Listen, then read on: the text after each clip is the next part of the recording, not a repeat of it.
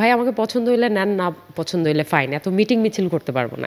আমার মনে হয় না বাংলাদেশে কেউ গুচি, প্রাডার ব্র্যান্ড অ্যাম্বাসিডর হতে পেরেছে। ওর এটা কিছু না, এটা একদম রাস্তা থেকে কেনা।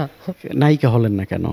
নায়িকা একটা টাইমে হতে চাইনি, তারপর আবার মনে হয়েছে যে ওকে লেটস ট্রাই। তারপর একটা সময় মানুষজন খুব খারাপ কথা বলতো, তো এই জন্য আসলে ওখান থেকে আর ইচ্ছা হয়নি পরবর্তীতে। মানুষজন খারাপ কথা বলে এর জন্য প্রডিউসারদের অনেক সময় থাকে না, হয়তো বা প্রডিউসাররা টুকটাক ইঙ্গিত দিয়েছে, তো আমার মনে হচ্ছে যে বিশাল স্ট্রাগল আর হচ্ছে এত কম্প্রোমাইজ এইসব মানে আমার সবাই সব কিছু থেকে আসে না, সবার মাইন্ডসেট একরকম থাকে না।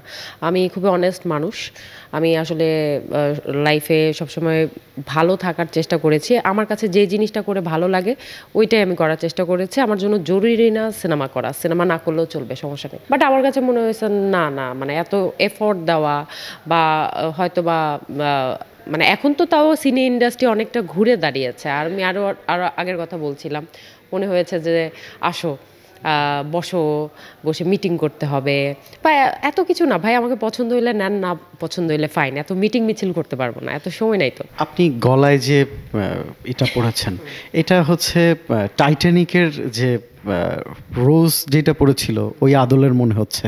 আসলে এটা কিসের? ওয়ালটন ফ্রিজ কিনে অনেকের মতো আপনিও হয়ে যেতে পারেন মিলেনিয়াল। সেরা পণ্যের সেরা অফার। এটা কিছু না, এটা একদম রাস্তা থেকে কেনা। 4-5 হাজার টাকা দাম হবে, সবাই দেখে মনে করে যে আমি ডায়মন্ডের জিনিস। আমি কখনো দামি কোনো জিনিস পরি না।